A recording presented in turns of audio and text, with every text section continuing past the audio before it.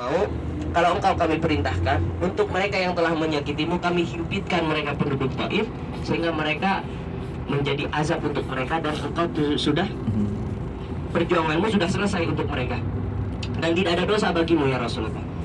Jadi kalau misalkan Rasulullah mau, Gunung Qayyuquan dengan gunung utara, gunung selatan, gunung timur itu semuanya akan dihimpitkan oleh malaikat penjaga gunung ini, dihimpitkan kepada penduduk Taif. Maka pada Rasulullah SAW pada saat itu Rasulullah mengatakan, "Kalla, jangan sekali-kali ya, karena mereka belum tahu aja sama Allah. Semoga lahir dari sulbi-sulbi mereka orang-orang yang kemudian beriman, bertauhid kepada Allah Subhanahu wa taala wahdahu la syarika." Beliau kembali menuju ke kota Makkah Al-Mukarramah. Jelang beberapa lama maka meninggallah yang namanya Sayyidina Abu Thalib, beliau paman Rasulullah SAW. Kemudian tidak lama lagi, kurang lebih jaraknya 1 bulan 1 minggu, meninggal beliau istri tercintanya, yaitu Sayyidatuna Khadijah radhiyallahu anha. Maka pada saat itu 1 tahun penuh Rasulullah SAW bersedih. Maka tahun itu disebut dengan Amul Huzni. Karena beliau memang benar-benar luar biasa. Kekayaannya itu satu Mekah kalau dikumpulkan itu semuanya, Siti Khadijah radhiyallahu anha itu lebih kaya daripada mereka. Nah, dan hamba sudah tidak memiliki apa-apa ya Rasulullah. Hamba ikhlas ya Rasulullah. Dan hamba saat ini sedih karena tidak bisa membantu engkau ya Nabi. Maka ya Rasulullah, nanti misalkan engkau ingin berdakwah, menyampaikan risalah tauhid, mengenalkan Tuhan kepada manusia, lalu engkau harus menyeberang ke lautan sana, dan tidak ada perahu di sana ya Rasulullah untuk engkau menyeberang. Gali kuburku ya Nabi, rakit tulang-tulangku jadikan perahu. Ya sedih Khadijah, beda dengan Khadijah yang sekarang. Nah, jadi itulah cinta Khadijah radhiyallahu anha. Makanya pada saat itu sampai beliau menikah dengan Sayyidatuna Aisyah udah gadis ya, sampai beliau dijuluki ya Humairah, itu kemerah-merahan. Ya saking tergambar kecantikannya itu tidak disebutkan di suatu kitab. Intinya cantiknya luar biasa, masya Allah. Sehingga pada saat itu cemburu aja ya. Jadi Siti Aisyah radhiyallahu anha itu masya Allah cemburunya luar biasa, sehingga mengatakan bahwa ya Rasulullah, kau nyebut-nyebut Khadijah aja tiap hari tiap malam gitu kan. Khadijah tuh orang janda ya, udah nggak bisa nggak bisa ngapa-ngapain dibandingkan saya Rasulullah yang masih gadis, cantik, dan bisa melakukan sedemikian rupa. Maka Rasulullah menjawab pada saat itu dengan nada yang sedikit tinggi, marah ya, karena mata beliau itu memerah dalam suatu riwayat. Maka beliau mengatakan, "Khadijah aina mislal Khadijah ya, saddaqatni hina kadzabatni ahlun nas Makkah." Khadijah di mana yang seperti Khadijah? Nggak akan yang menemukan seperti Khadijah. Di mana pada waktu itu semua manusia mendustakanku, hanya Khadijah yang membenarkanku, yang membenarkan dakwahku. Sehingga pada akhirnya Siti Aisyah terdiam. Lalu beliau mengatakan, "Tutup matamu wahai Aisyah, lalu kemarilah engkau," dan dipeluk oleh Rasulullah Shallallahu Alaihi Wasallam. Yang kemudian terus berlanjut seperti itu sampai disebut dengan Amul Huzni, yang kemudian Allah hibur dengan Rasulullah SAW dihibur oleh Allah Subhanahu Wa Taala dengan peristiwa Isra Mi'raj. Kalau jalan-jalan, sekali jalan-jalan tembus langit, lihat surga, lihat neraka. Kalau kita kan ke Bromo, ke Puncak, paling jauh ke Bali, nah paling jauh ke sini. Nah itu travelingnya daripada Rasulullah SAW Isra dari Makkah Masjidil Haram menuju ke Masjidil Aqsa, alladzi barakna haulahu linuriyahu min ayatina, yang kemudian beliau mengimami sholat para nabi di sana. Kemudian beliau mi'raj ya, mi'raj ke atas langit, kemudian ke Sidratil Muntaha, yang kemudian berakhir di destinasi beliau antara surga dan neraka ya. Dan kemudian beliau menerima perintah sholat 5 waktu yang awalnya 50 waktu. Ini berkat berkat kebaikannya Nabi Musa, proposalnya Nabi Musa. Itu pun 5 waktu masih disuruh kembali lagi engkau wahai Muhammad, umatmu nggak sanggup. Namun karena memang Rasulullah SAW sudah malu untuk menghadap Allah, maka yang diterima adalah 5 waktu. Itu pun kadang-kadang kita masih lalai. Nah, kemudian setelah kejadian-kejadian ini tidak cukup sampai di situ, Rasulullah SAW kembali ke kota Makkah Al-Mukarramah, semakin dicaci lagi gara-gara membawa kisah yang kayaknya kurang masuk akal ya kan? Ya, sehingga pada saat itu turunlah perannya Abu Bakar radhiyallahu anhu, yang dimana beliau mendapat gelar As-Siddiq ya gara-gara seperti itu. Ya. Artinya seluruh kota Makkah Al-Mukarramah, seluruh penduduk kota Makkah Al-Mukarramah berkat Sayyidina Abu Bakar, Bapak Ibu yang Allah muliakan, percaya dengan peristiwa Isra Mi'raj. Maka beliau itu adalah salah satu sahabat yang tidak bisa dia digoyahkan keyakinan.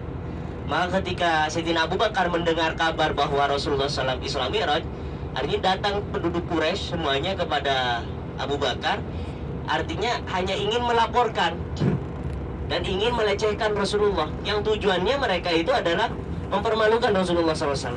Yang pada akhirnya, hei Quraisy, katanya, kata Abu Bakar, Muhammad diturunkan wahyu dari langit ke rumahnya, apa bedanya kalau Muhammad naik ke atas langit? Kata Abu Bakar, kalian gak usah provokasi deh, kalian gak usah yang macem-macem deh. Mana Muhammad sekarang? Ditunjukkan tuh Muhammad sedang di Jabal Habsyi, dakwah lah, ngasih tahu ke para penduduk Makkah bahwa pada saat itu Rasulullah mengunjungi kota Makkah dan segala macam. Yang pada saat itu, ya Rasulullah, ya ketika beliau jalan mendekat Jabal Habsyi, mengatakan dengan melantangkan suaranya, ya Rasulullah, ya Rasulullah. Artinya ingin mengembalikan keyakinannya para sahabat pada waktu itu. Apakah engkau menceritakan seperti ini sampai selesai diceritakan sambil jalan? Benar wahai Abu Bakar. Maka ketika beliau mengatakan benar wahai Abu Bakar, Sayyidina Abu Bakar nyambut, engkau pasti benar ya Rasulullah. Maka pada saat itu terketuk hatinya orang-orang yang beriman. Iya ya, ini kan Rasulullah, masa ia bohong? Nah pada saat itu kembali keimanannya orang-orang yang pada awalnya itu sudah ragu dengan Rasulullah SAW. Kemudian beliau naik dan menepuk pundaknya Rasulullah, ya Rasulullah, saya ingin buat keyakinan kepada Ahlul Quraisy ini. Ya Rasulullah, iya Abu Bakar, saya minta satu bukti kepada engkau ya Rasul. Silakan Abu Bakar, kata Rasulullah. Di kota Mekah ini semuanya, apalagi pembesar-pembesar Quraisy ini, tidak ada yang memungkiri bahwa engkau tidak pernah ke Palestina ya Rasulullah. Tidak pernah memang. Artinya di Mekah tahu bahwa Rasulullah itu tidak pernah jalan kemana-mana. Ya, masih macet. Dan hiburan orang kota Mekah sekali lagi travelingnya itu ke Palestina, ke Syam, ke Lebanon. Udah dikit lagi Jabal Sur, kayaknya yang itu mau beli samping siapa? Ke Lebanon ya. Yang kemudian pada saat itu ini, yang disebutkan dalam Al-Qur'an, ila fihim rihlatash syita'i was-saif.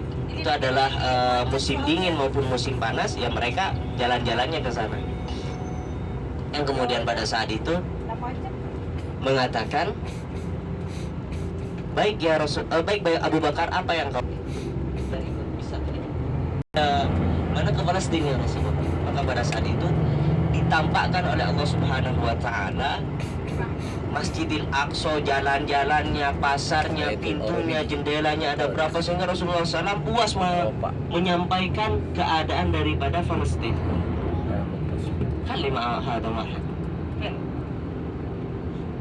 Langsung jalan. Kalas ya. Langsung jalan. Atur. Ada tul. Pasar udah nggak bisa dinaikin lagi. Udah nggak bisa ya, nggak bisa. Bapak Ibu yang Allah muliakan, ini kita asik dengan Isra Mi'raj. Saya lupa menjelaskan Jabal Sur ya. Itu di samping kanan kita semuanya. Itu disebut dengan Jabal Sur ya, Gunung Sur. Di sana itu samping kanan kita. Jabal Sur. Turun.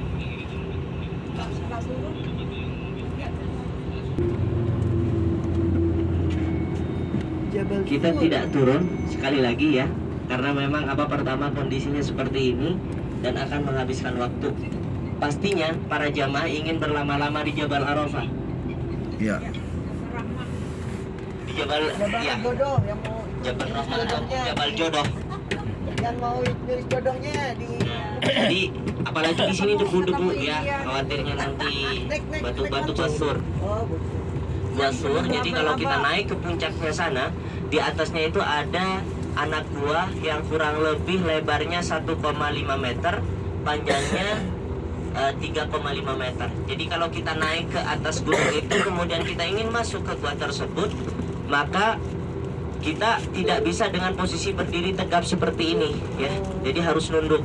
Nah, gua itulah yang menjadi tempat di mana Rasulullah Shallallahu Alaihi Wasallam berdiam diri selama 3 hari dari kejaran-kejaran kaum kafir Quraisy. Yang pada saat itu Rasulullah SAW dakwahnya sudah tidak diterima di kota Mekah, termasuk keluarga beliau sendiri. Abu Jahal inilah yang menjadi salah satu biang keroknya, memprovokasi sehingga didirikanlah parlemen musyawarah di Darun Nadwah. Ya, Darun Nadwah itu adalah merupakan parlemennya orang-orang kafir Quraisy yang pada saat itu